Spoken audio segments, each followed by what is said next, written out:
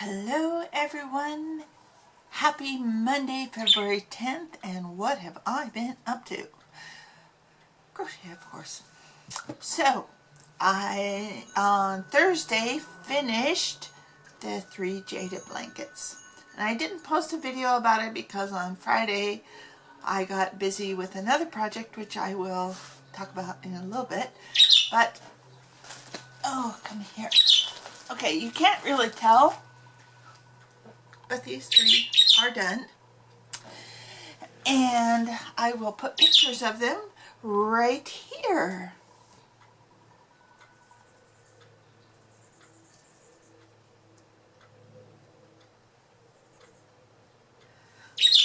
Okay, so then I had the challenge to make grannies, and that came from Rose Likes Crochet.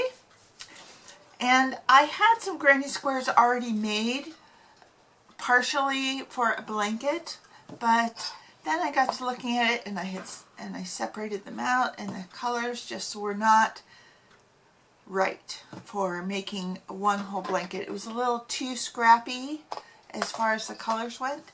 So I tried to come up with more of a theme, and this is what I have. Hold on, and I will show you. Okay, my last blanket was blue themed, and this one is going to be pink themed. So I was really busy yesterday making squares, and especially making pink themed ones. So this will have some pink and purple and little hints of blue every now and then, and a little bit of red. So this is the pink blanket that I'm going to work on. So, okay, I have all the 35 squares made, and before let me just put them all back, there we go. Before I put the border on and then begin to sew them together, I wanted to show you just the plain, because a friend who haunts the local thrift stores, she'll bring me yarn if she finds it, and she found some yarn. Not my favorite brand of yarn, but the color will be perfect for doing the borders and sewing them together. So, hold on a second while I get that. So there were 5 skeins of this yarn, all the same yarn, all the same brand. It's Caron Simply Soft. And the color is, what was that color? Autumn Red. So that will be perfect. So I didn't even open this package because I just wanted to show you this package. Now, it was originally marked $6 for these 5 skeins of yarn. I think she got them at Salvation Army, but she had a 50% off coupon, so she got me 5 skeins of yarn for $3. So 60 cents a skein, I can live with it. So let me just put that back over there. Okay, so I have other granny squares that I have sort of been working on as well, because like I said, I had to separate out the colors that just weren't going to work for a pink blanket. So what I have so far are these, and this I think I'm going to make into kind of a greenish, well, put a green border on it, but this will be green and blue themed. And then I have 1 square made for an orange blanket, because you know I have a ton of orange. So there's this little bit. So maybe this will be my April blanket, and these I'll turn into a March blanket. And those blankets, of course, they just get donated to the local convalescent home. Which, speaking of that home, one of the ladies who received one of my blankets back in, oh, I don't know, in the fall sometime, she has passed away. And this is her picture. And she had the pink blanket. So my friend who found me that yarn is the one who also delivers these blankets to the convalescent home. And so she had been called by the convalescent home to please come get this woman's belongings because this woman had no family or anything. And so here my friend has now got this blanket again, and she gave it to another person in the convalescent home who was just so excited about it. So yay, the blanket just stays there. And of course I'm sorry that that woman passed away. She didn't seem like she was that old, but I guess just her health conditions got to her. So anyhow, so I finished the Jada blankets on Thursday, and the woman was supposed to come yesterday to my next door neighbor's house. We were going to have a big get-together for a bunch of ladies from the church we used to attend. And no, it wasn't yesterday. It's going to be this coming Sunday. But anyways, the meeting was canceled because my next door neighbor has other obligations. So I packaged up these 3 blankets until the woman comes out. It's no big deal. Anyhow, so I did that on Thursday, finished those, as I said already. Then on Friday, I had to take the landlady to the bank to do a little kind of transaction thing that she needed to access her deceased husband's stocks. And so while I was there, I said, I think I'm going to go buy a box of pennies. So I did. Just went right up to the cashier and said, I'd like a box of pennies. A box of pennies is only $25. And it's just small. Probably weighs about 10 pounds. 10 or 11 pounds for that little, solid metal pretty much when you get it. Hey everyone, look at this. I bought my first box of pennies. Now these are not as big a boxes as you might think. I mean, here's my hand fitting over it. Weighs at least 10 pounds. This one is from Brinks. So, I mean, I didn't go to Brinks. I went to the bank and got it. But let's see if this is circulated or uncirculated. Because if it's uncirculated, it's going right back. So, excuse me while I try to do this one-handed.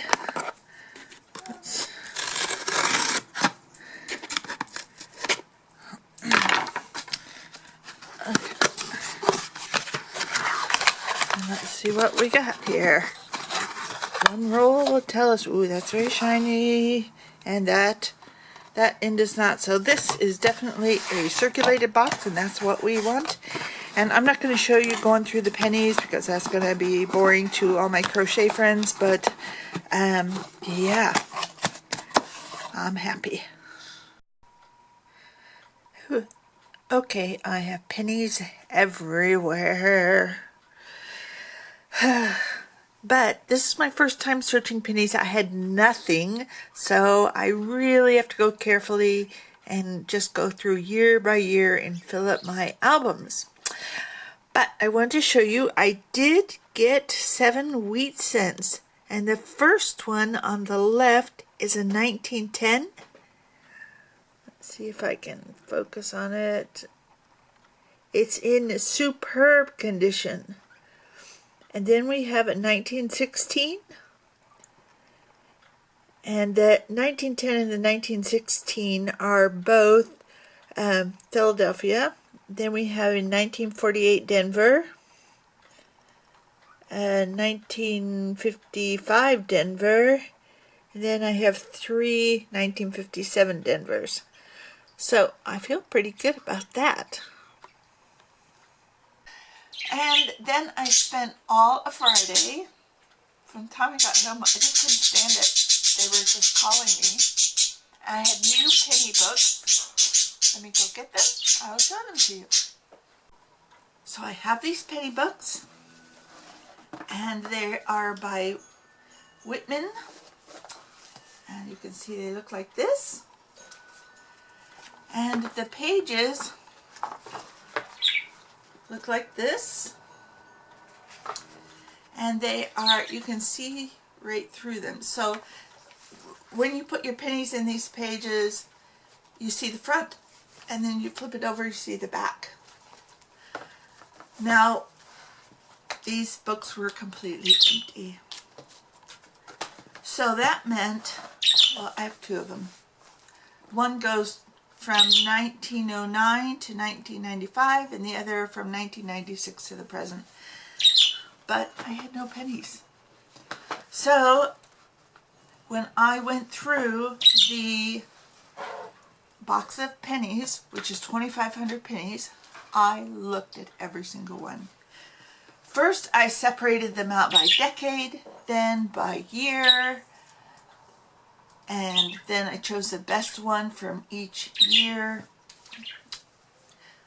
And yeah. So I got some interesting things, and I filled up some slots in the book. Of course, there's a huge amount of slots that are still available. The oldest penny I found was in 1910, but it was very common. However, it was in very good shape for 1910. For a 110-year-old penny, oh, it was in really good shape. And then I found in 1916, found one Canadian. You might say, oh, what a big deal, the Canadian. But that's just kind of an interesting find. Then I found this one penny that's counterstamped. I will put a picture of it right here. And you can see it has a Georgia State counterstamp on it. And there are counterstamps of, I think, pretty much every state. And so a lot of people collect those. I mean, they're not worth anything but a penny. But if you find them, they're kind of collectible, just to see if you can get all the states. So I got Georgia. I found, I don't know, maybe like six or seven wheat cents, and I found a lot of 2009s. Now, in case you don't know, 2009 pennies are a low mintage, but they are also a commemorative mintage, and there are 4 different ones. They all are Abe Lincoln related, of course. There's the early years, the formative years, which shows Abe Lincoln like sitting on a log with an axe, and then there's the I can't remember the exact names, but there's one where he's more in a statesman outfit, like he's, you know, getting into politics, and then there's one just of the White House. So be on the lookout for those 2009 pennies. I'll put a picture of them right here. These are the ones that I found. Some are in good shape, some are not in good shape.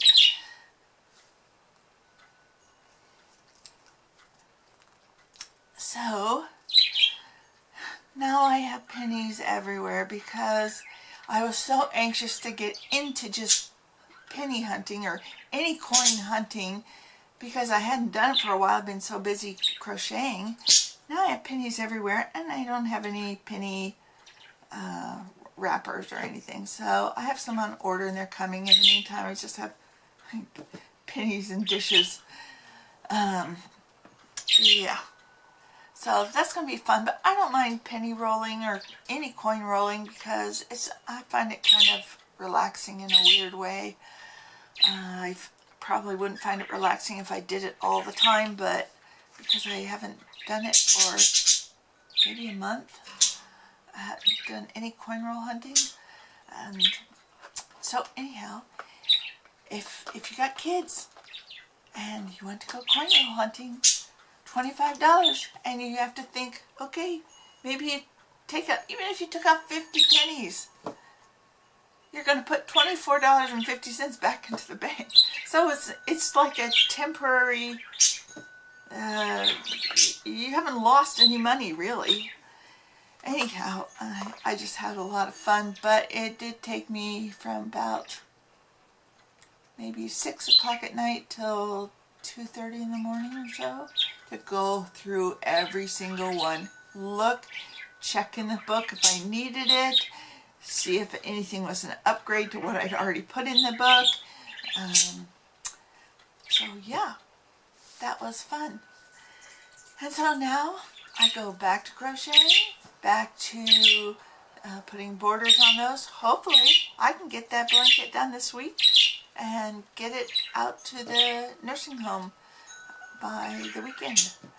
And then I start working on the other ones, although I might start making more Jada blankets. I'm thinking of putting some in my Etsy shop. I do have an Etsy shop. I'm not going to tell you where it is because there's nothing in there to look at. I just haven't put anything in it for probably 4 years. But I'm thinking, well, I could make some Jada blankets and just put them in there. But I still have 3 also to make for nieces and nephews. So I need to get going on those, even though there's no time constraints on that. I'll just do those throughout the year. But you know, once you start a project, you just keep going with it.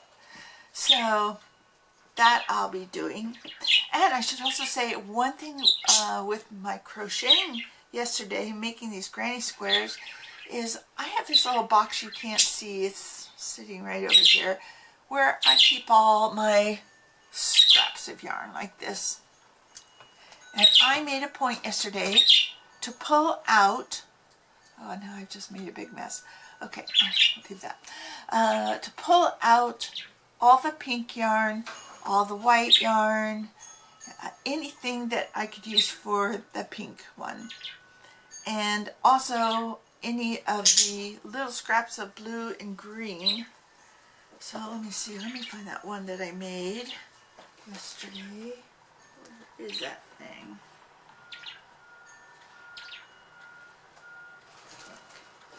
Hang on just a second. Oh, here it is. Okay, so like for the blue and green, I mean, look at this. There, I don't know, there must be 6 different colors in here. So that's just a scrap square. And I had pink ones like that too, but I went through a ton of scraps. I'm so happy. Just got rid of those scraps. And then I have this whole bag full of scraps. They're not as scrappy. And I discovered I have a ton of yellow in there. I don't know why I opened up so many skeins of yellow. And then this is really a brilliant, brilliant color. And it's a Mainstay yarn, and it's gold. And Mainstay, of course, you get from Walmart. It is so bright, so bright. I mean, look at it compared to yellow.